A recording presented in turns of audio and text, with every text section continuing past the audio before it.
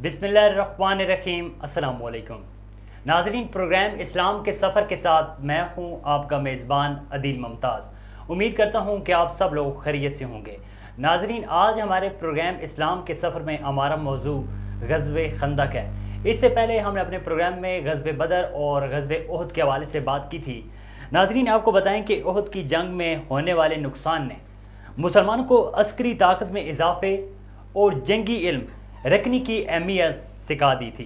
तमाम असबाब, मनसूबाबंदी और मेहनत इस दौरान नुमाइश के लिए मौजूद थी। खंदक की जंग सिर्फ लड़ाई पर तवज्जो मरकूज़ के बजाय मुसलमानों ने 3 अंदाज़ों को सुस्त करने के लिए मदीने की शुमाली सरहद के गिर्द एक खंदक खोदने का मंसूबा बनाया।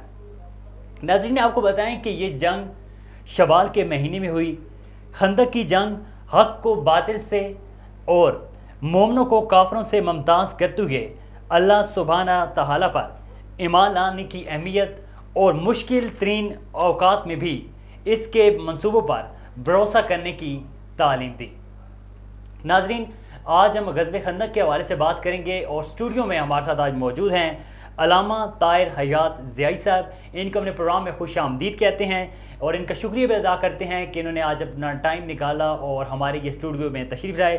अल्लामा साहब, अस्सलामु अलैकुम। वालेकुम अस्सलाम वरहमतुल्लाहि वबरकातुहू। कैसे हैं आप? ठीक हैं? अल्हम्दुलिल्लाह, आप खैरियत से? जी, हम भी खैर खैरियत से। और एक दफ़ा फिर आपका शुक्रिया अदा करते हैं कि आज आप हमारे स्टूडियो में तशरीफ़ लाए और आपने हमारे प्रोग्राम को रौनक बख्शी। तो जैसे कि मैंने अपने प्रोग्राम के आगाज़ में बताया कि आज हमारा टॉपिक जो है मौजू वो ग़ज़वे खंदक के हवाले से है। पहले हमने अपने प्रोग्राम में ग़ज़वे उहद के हवाले से बात की थी और ग़ज़वे बदर के हवाले से बात की थी। तो सबसे पहले तो आप ये बताएं कि ग़ज़वे खंदक आखिर है क्या और इसका दूसरा नाम क्या है? नहमदुहु व नुसल्ली व नुसल्लिमु अला रसूलिहिल करीम, अम्मा बाद फ़अऊज़ु बिल्लाहि मिनश शैतानिर रजीम, बिस्मिल्लाहिर रहमानिर रहीम। अल्लाहुम्मा सल्लि अला मुहम्मद व अला आलि व अस्हाबि मुहम्मद व बारिक व सल्लिम। मैं सबसे पहले तो आपका बहुत ज़्यादा मशकूर हूँ कि आपने इस खूबसूरत प्रोग्राम के अंदर मुझे दावत दी। दुआ है अल्लाह रब्बुल इज़्ज़त हमें इससे कुछ सीखने की तौफ़ीक़ रफ़ीक नसीब फरमाए। सवाल आपने किया है ग़ज़वे खंदक के हवाले से कि ये क्या है और इसका दूसरा नाम क्या है। ग़ज़वे खंदक का दूसरा नाम है ग़ज़वे अहज़ाब और ये 5 हिजरी को शवालुल मुकर्रम के महीने में बमुताबिक फरवरी मार्च 627 ईस्वी को मदीना शरीफ के बाहर शुमाली बिल्कुल बस्ती से बाहर शुमाल की जानिब इसका वक़ूआ हुआ। और ये कुफ़ार मक्का और बल्कि यूँ कह लें कि इस्लाम के मुकाबले में 3 बड़ी ताकतवर कौमों के दरमियान की जंग लड़ी गई। अच्छा अल्लामा साहब, आप ये बताइएगा कि ग़ज़वे खंदक की ये जंग है इसकी अहमियत क्या है और ये क्यों लड़ी गई? हालांकि इससे पहले ग़ज़वे बदर और ग़ज़वे उहद की भी जंग लड़ी गई। तो ऐसा क्या हुआ कि ग़ज़वे खंदक की ज़रूरत पेश आई और इस जंग को लड़ा गया? दरअसल मामला यूँ है कि मदीना शरीफ के अंदर 4 कबीले बड़े आबाद थे। औस और ख़ज़रज ये अंसार सहाबा के कबीले थे और उनके अलावा बनु कुरैज़ा और बनु नज़ीर 2 यहूदी कबाइल आबाद थे। ये 2 यहूदी कबीले थे और ये 2 अगरचे बराह रास्त इस्लाम और मुसलमानों के हामी थे, लेकिन अंदरून खाना ये लोग इस्लाम के दुश्मन थे, इस्लाम के बिल्कुल सरासर मुखालिफ थे और हर छोटी बड़ी इस्लाम मुखालिफ सरगर्मी में ये इनका अमल दखल हुआ करता था। ग़ज़वे खंदक के वक़ूआ से कबल एक बड़ा वाक़या हुआ बेर मऊना का। उसके बाद बनु नज़ीर वालों ने नबी मुकर्रम सल्लल्लाहु अलैहि वसल्लम को के कत्ल की साजिश की।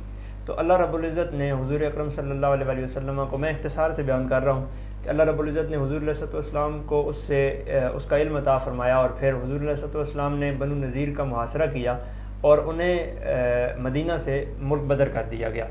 یہ لوگ یہاں سے نکلے اور بعض خاندان ان کے شام میں جا کر آباد ہوئے، بعض خاندان ان کے خیبر کے اندر جا کر آباد ہو گئے، جن میں بڑے نامی گرامی قسم کے لوگ تھے، جس طرح سلام بن مشکم اس کا خاندان، اور حیی بن اخطب اس کا خاندان، اور بڑے نامی گرامی قسم کے لوگ۔ یہ لوگ تقریباً 24 لوگوں کا گروپ، بڑے بڑے سردار، رؤساء اور ان کے راہب ان یہودیوں کے، یہاں سے چلے اور مکہ گئے 5ویں ہجری کے آغاز کے اندر، اور انہوں نے جا کر کفار مکہ سے ملاقاتیں کی، بڑے بڑے رؤساء سے، اور ابو سفیان چونکہ اس وقت سردار قریش تھا تو اس نے ان کا بڑے پرتپاک انداز سے استقبال کیا، اور اس کے استقبال کی وجہ سے ان کے دل میں یہ خواہش پیدا ہوئی کہ یہ دوبارہ سے فوج لے کر مدینہ طیبہ پر حملہ آور ہو اور ہم اس کی مدد کریں اور اسلام سے یہ لوگ کسی نہ کسی طرح چھٹکارا پا لیں۔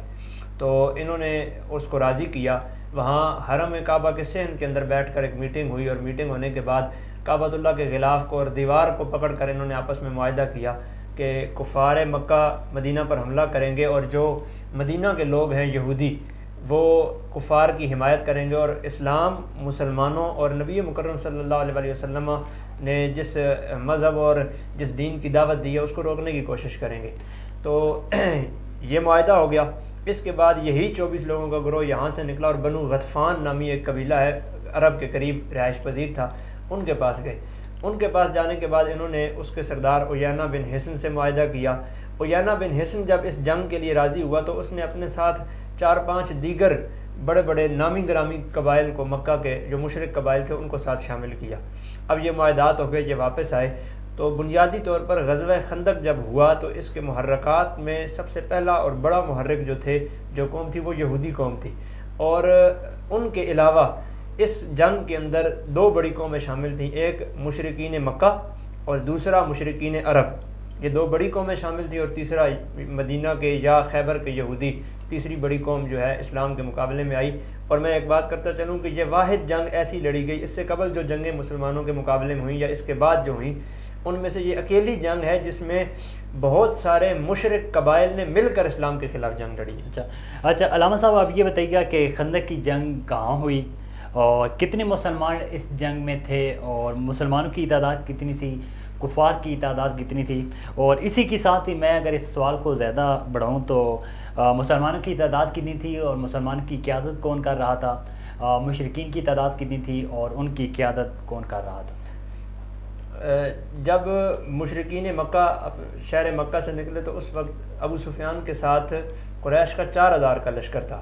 ان کے پاس 1000 کے قریب اونٹ تھے اور 300 کے قریب گھڑ سوار موجود تھے، اور یہ لوگ جب مر الزہران کے مقام پر آئے تو وہاں ان کے ساتھ بنو غطفان اور جو دیگر قبائل جن کے ساتھ یہودیوں کا معاہدہ ہوا تھا وہ بھی شامل ہوئے، اور ان کے قبائل ملنے کے بعد، ان کی فوجیں ملنے کے بعد کفار مکہ کی جو کل تعداد بنی وہ 10 سے 12,000 کے قریب تھی۔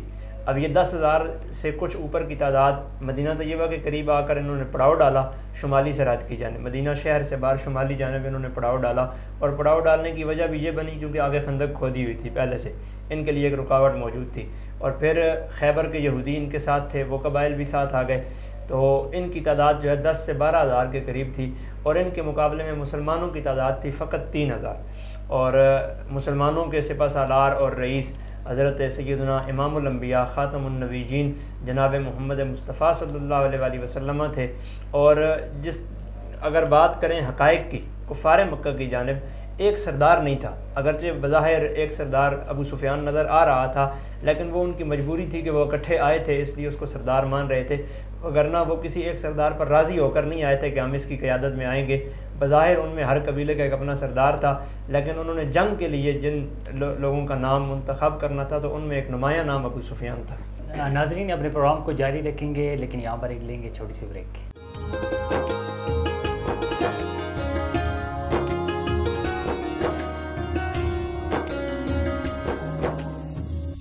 ویلکم بیک ناظرین، اپنے پروگرام میں آپ کو خوش آمدید کہتے ہیں۔ بریک سے پہلے ہم بات کر رہے تھے غزوہ خندق میں کہ مسلمانوں کی تعداد کتنی تھی اور کفار کی تعداد کتنی تھی، کفار کی قیادت کون کر رہا تھا۔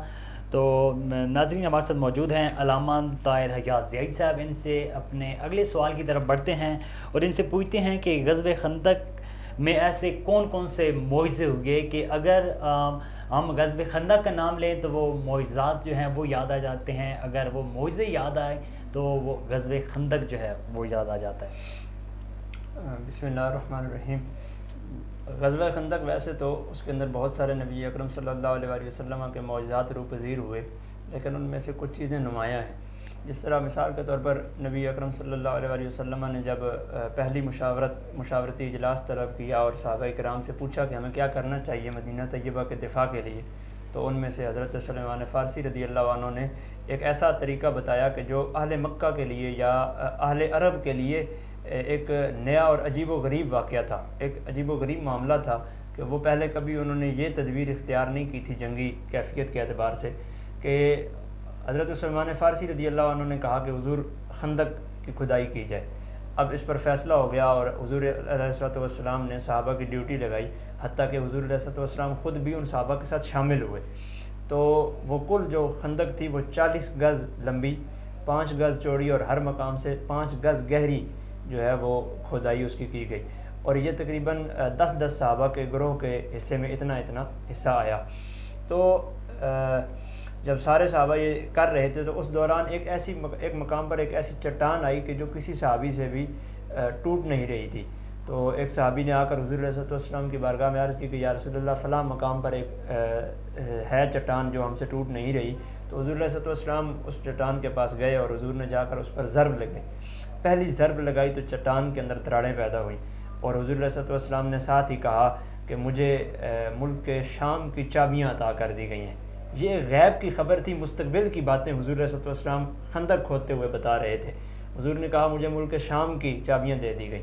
اس کے بعد حضور علیہ السلام نے دوسری ضرب لگائی تو کچھ اور مزید اس میں دراڑیں پیدا ہوئیں، تو پھر حضور نے کہا کہ مجھے ملک یمن کی چابیاں دے دی گئیں۔ یہ بھی ایک غیب کی خبر تھی۔ پھر حضور علیہ السلام نے اس پر تیسری ضرب لگائی۔ جب تیسری ضرب لگائی تو وہ چٹان ٹکڑے ٹکڑے ہو گئی، اور ساتھ ہی حضور نے کہا مجھے ایران کی چابیاں عطا فرما دی گئیں۔ یہ وہ ایک واقعہ تھا کہ جس میں حضور علیہ السلام نے اپنے صحابہ کو کہا کہ مستقبل میں جن فتوحات نے مسلمانوں کے حصے میں آنا تھا، حضور اکرم صلی اللہ علیہ وآلہ وسلم نے ان کی خبریں اور ان کے جو معاملات تھے وہ پہلے ہی صحابہ کرام رضوان اللہ علیہم اجمعین کو بتا دیے، ان سے آگاہ کر دیا۔ ایک یہ بات ہے۔ دوسرا، خندق کے اندر ہی ایک ایسا معاملہ ہے کہ کئی دن صحابہ بھوکے رہتے ہیں، اور بھوکے رہنے کے باوجود بڑی محنت کرتے ہیں، حتیٰ کہ اپنی بھوک کے معاملے کو کم کرنے کے لیے وہ پیٹوں پر پتھر باندھ لیتے ہیں تاکہ انہیں بھوک محسوس نہ ہو۔ تو اس دوران ایک صحابی نے ایک عجیب و غریب معاملہ کیا کہ انہوں نے ایک گھر میں ایک بکری کا بچہ تھا، اس کو ذبح کر کے سالن پکوایا اور 7-8 بندوں کے لیے روٹیاں پکوائیں۔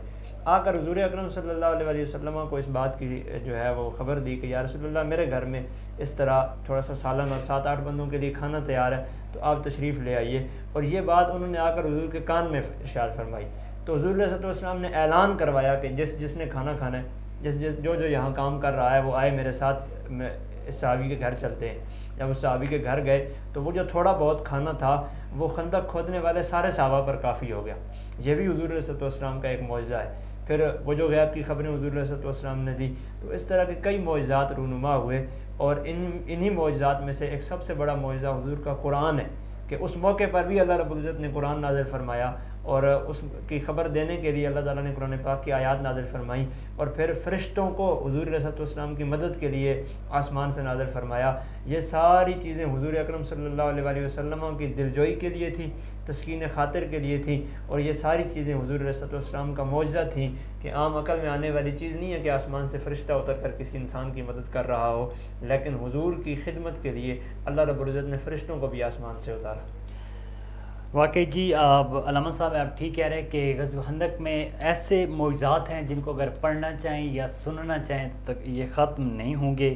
یقیناً لوگوں کو بھی اسلام کے بارے میں جاننا چاہیے، اور جتنے جو جنگیں ہیں ان کے بارے میں مسلمانوں کو جاننا چاہیے۔ آج کل کی جو نئی نسل ہے وہ یقیناً اسلام کے بارے میں اتنا نہیں جانتے، اور والدین کو بھی یہ اپنے بچوں کو ترغیب دینی چاہیے کہ وہ اسلام کی طرف آئیں اور اسلام کی چیزوں کو جانیں اور سمجھیں۔